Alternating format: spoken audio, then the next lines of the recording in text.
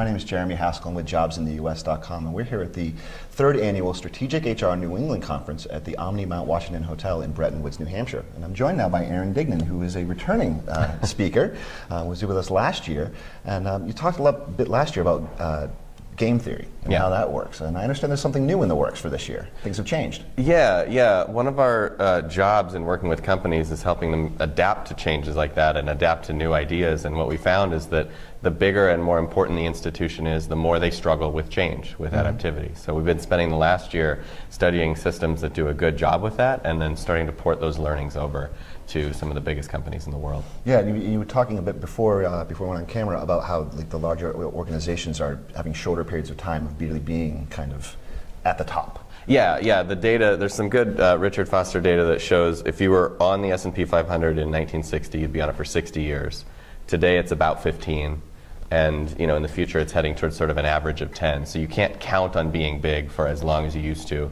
And we all know that's because things are changing a lot faster with technology and other forces in the market. What do you think is the largest driving force behind the rapid change? Do you think it's really the technology, and that's what's changing human behavior? Or? I think it's a combination of things. So you take enough technology to connect people, then you have the global kind of stage that everyone's playing on, and global work and global exchange of communication ideas. That speeds things up. Then capital comes in, and the VC community starts to kind of add to that. So each part of the culture that we live in has accelerated things a little bit, and in turn fed the rest.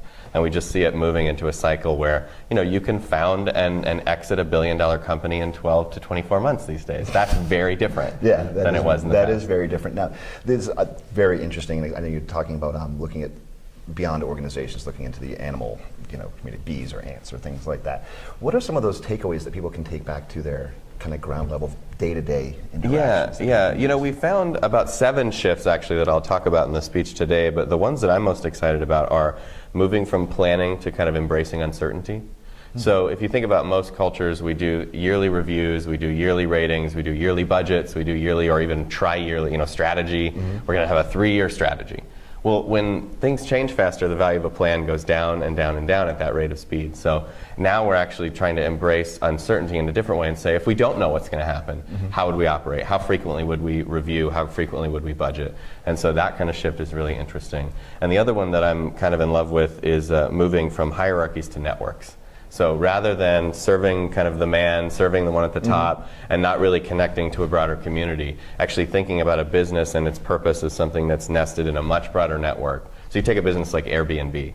It's hard to know where Airbnb stops and the community begins. Because you have someone offering their home up, someone staying in that home, that other person left and stayed somewhere else, they're eating at a restaurant down the street. Where does it end? And that actually creates a lot of strength. That's sort of a new kind of competitive advantage. And so what do you think is the biggest hurdle that some of these legacy companies or larger organizations are not quite willing to let go of to embrace that? I think it's related to the same idea of risk, but it's basically you have to distribute authority. You have to give authority to the people at the edge, at the bottom, in order for this to work. And that means treating risk differently. So you don't control risk with a long checklist. You control risk with quality of people, with trust, with more frequent, smaller slices of risk and doing things faster test and learn cycles. So the shift from I need to trust the people at the edge, I need to let them make the call, and I'm just here to empower, that's really, really hard. That's a big challenge. Well, always fascinating. Thank you very much for joining us. My pleasure. Looking forward to the speech. Awesome.